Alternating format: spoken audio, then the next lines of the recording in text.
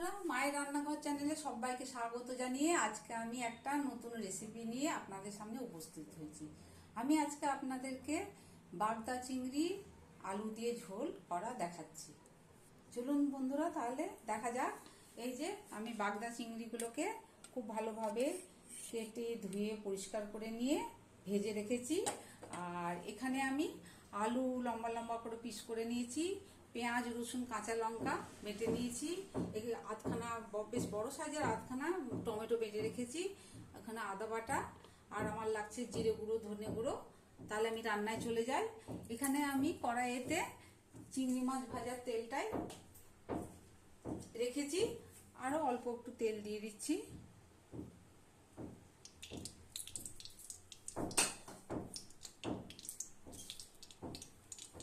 তেলের মধ্যে আমি গোটা তেজপাতা দিলাম আর অল্প একটু পাঁচফোড়ন দিলাম।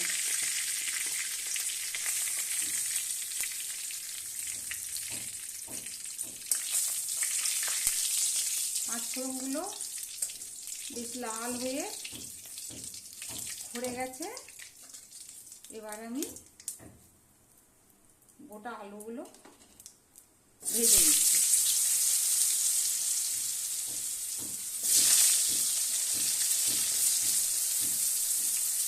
বেশ লাল করে আলুগুলো ভেজে নেব। আলুটায় আমি পরিমাণ মতো লবণ দিয়ে দিচ্ছি।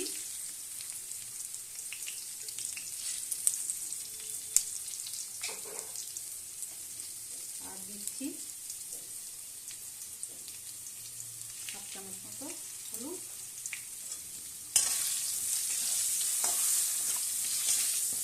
আলুগুলো আমি তুলে নেব না, এর মধ্যে আমি পেঁয়াজ রসুন বাটাগুলো দিয়ে দেবো।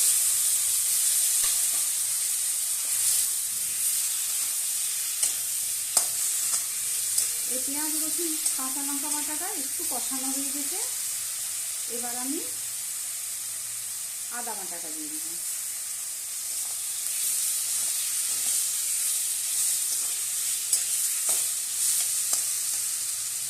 এবার আমি টমেটো বাটাটা দিয়ে দিলাম।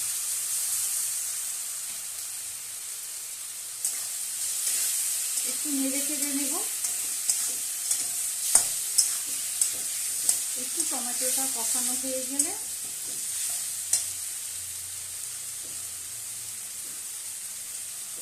এই ছোট চামচের 1 চামচ ধনে গুঁড়ো দিলাম, ছোট চামচের 1 চামচ জিরে গুঁড়ো দিলাম।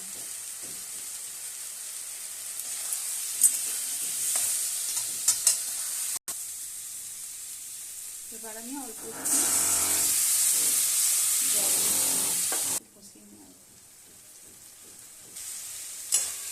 জল দিয়ে একটু কষিয়ে নিলাম। তেল বেরিয়ে এসছে।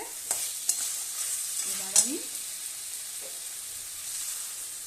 জল দিলাম।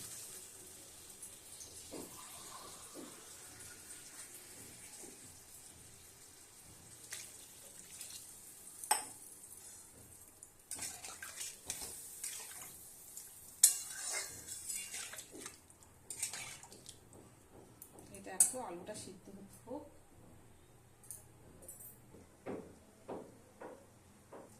আলুর ঝোলটা আমার ফুটতে আরম্ভ করেছে আর আলুগুলো অর্ধেক সেদ্ধ হয়ে গেছে।